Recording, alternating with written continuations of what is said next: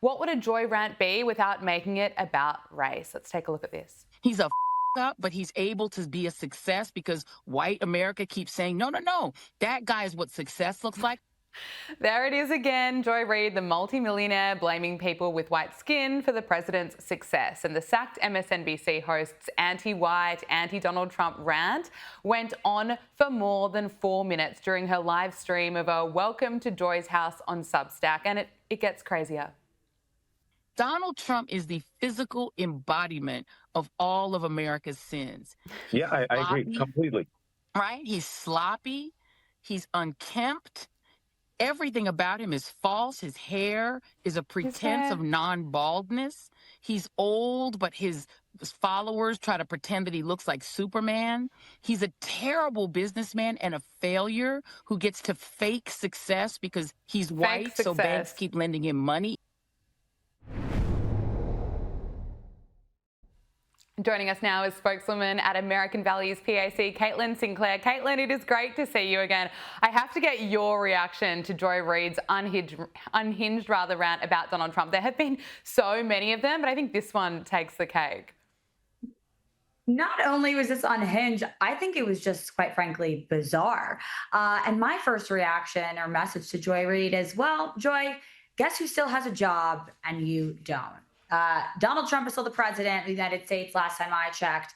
And I'm pretty sure the message from her company and Americans and the viewers that were not watching was nobody wants your opinion. Mm-hmm. Nobody cares. And quite frankly, what I think we're seeing right now is in this country is a sort of cultural shift. I think Americans are done here with hearing boy or woman who cries racism. That's exactly what Joy Reid and her party continue to do. And I don't think the American people care to stand for it.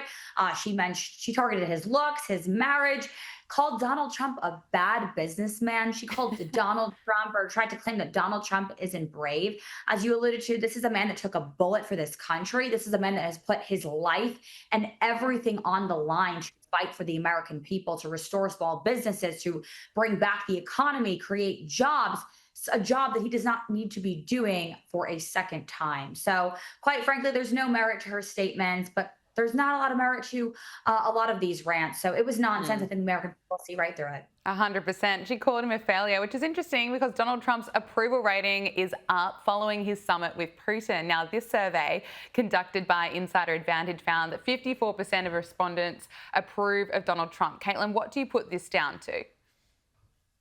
I think what we just discussed, I think Donald Trump has brought back the economy. He's continuing to put money into the pockets of Americans. He's strangling the hands of the small business owners who had their hands tied for so long under the previous administration.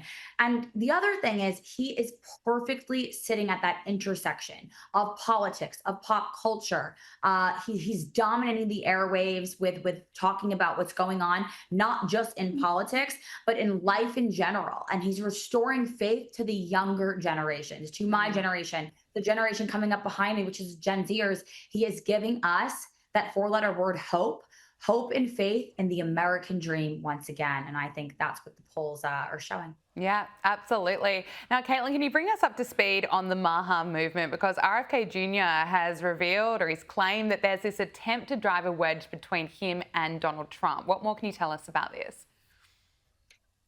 What I can tell you is this is no surprise coming from the establishment, right? Coming from the media. RFK Jr. is doing something that should not be divisive. He's trying to make America healthy again. So what's happening?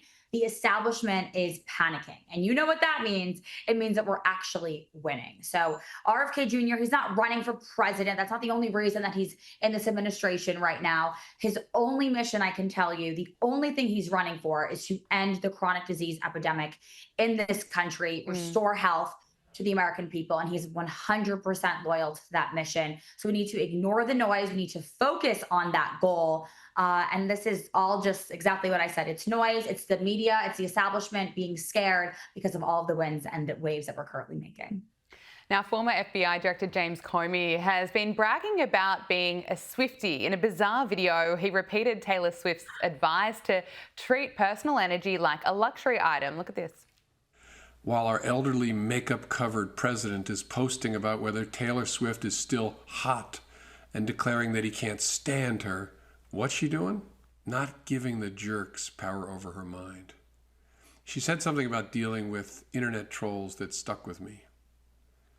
Think of your energy as if it's expensive, she said, as if it's like a luxury item. Yeah, so he's still talking about standing up to bullies and taking aim at Donald Trump there. This is the same person who uploaded a photo to Instagram in a post with arranged seashells on the beach to read 8647, and of course then claimed that he didn't know that it would be seen as promoting violence towards the president. I mean, listening to that rant just there, it's a bit unbelievable that this was the previous FBI director. Unbelievable and absolutely absurd to me for a grown man to make a 5-minute video talking about how much he adores, someone that little girls are fans of. He's fangirling over Taylor Swift.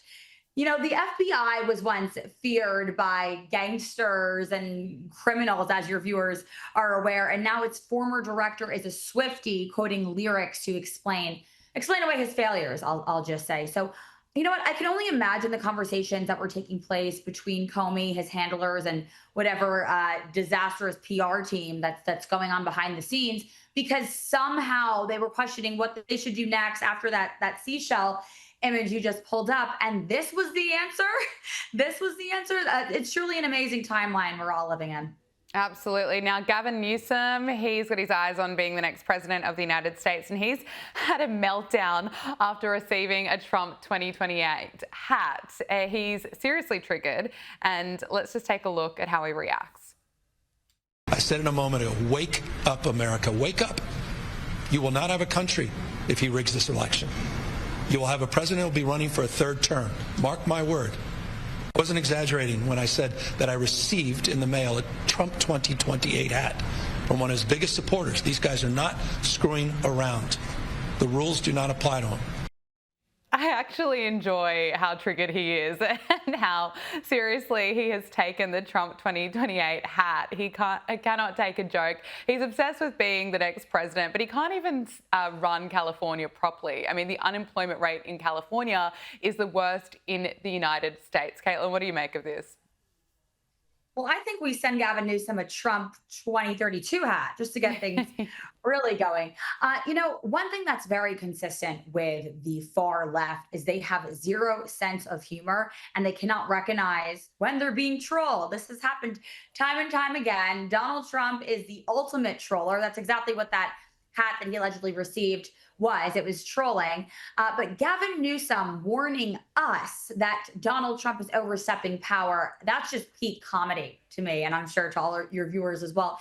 This guy does not even know how to keep the lights on in his own state, can't stop people from fleeing the state that he runs, and he runs his state of California like it's Sin City. So he's pretending to be the guardian of democracy all of a sudden. Again, I don't know who this is fooling. He's fantasizing about his own presidential run quietly behind the scenes, but we all know that's what's going on. So my advice would be, I don't know, fix your own backyard before you're lecturing everyone, Governor Hairgel over there.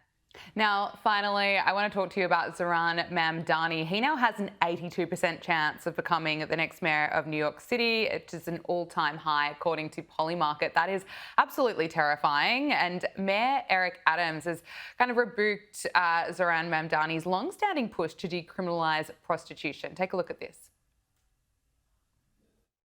Number one, as a man who said he's of faith,